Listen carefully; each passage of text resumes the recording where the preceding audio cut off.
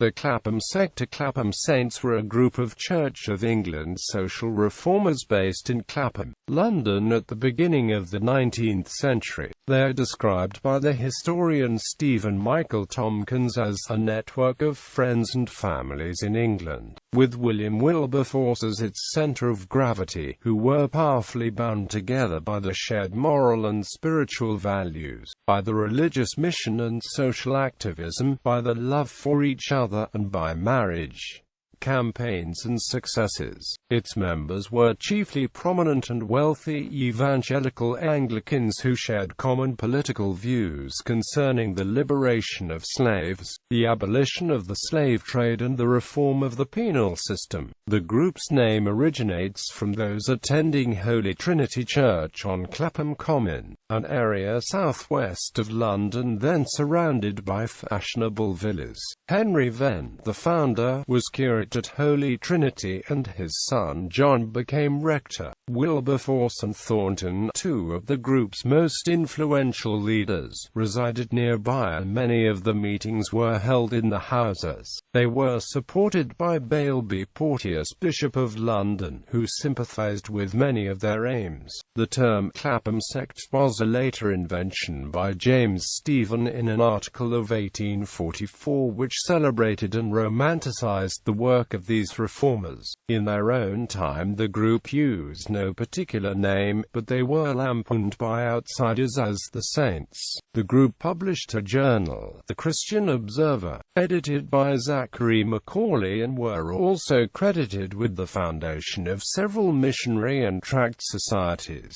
including the British and Foreign Bible Society and the Church Missionary Society. They founded Freetown in Sierra Leone, the first major British colony in Africa, whose purpose in Thomas Clarkson's words was the abolition of the slave trade, the civilization of Africa, and the introduction of the gospel there. After many decades of work both in British society and in Parliament, the group saw their efforts rewarded with the final passage of the Slave Trade Act in 1807, banning the trade throughout the British Empire and, after many further years of campaigning, the total emancipation of British slaves with the passing of the Slavery Abolition Act in 1833. They also campaigned vigorously for Britain to use its influence to eradicate slavery throughout the world. Other societies that they founded or were involved with included the Anti-Slavery Society, the Abolition Society, the Proclamation Society, the Sunday Schools Society, the Bettering Society, and the Small Debt Society. The Clapham Sect have been credited with playing a significant part in the development of Victorian morality through the writings, the societies, their influence in Parliament and their example in philanthropy and moral campaigns, especially against slavery. In the words of Tomkins, the ethos of Clapham became the spirit of the age. Members of the Clapham Sect included Thomas Fowell Buxton, MP and Br.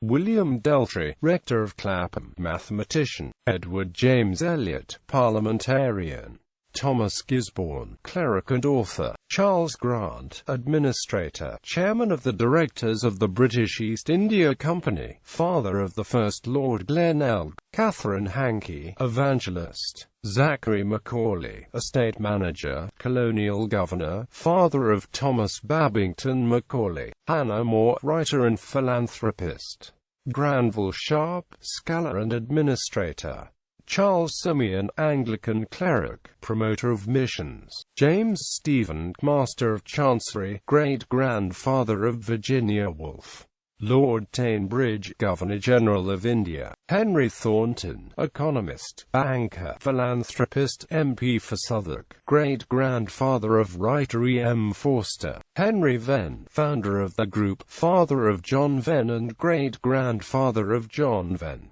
John Venn, rector of Holy Trinity Church, Clapham; William Wilberforce, MP successively for Kingston upon Hull, Yorkshire and Bramber, leading abolitionist; William Smith, MP,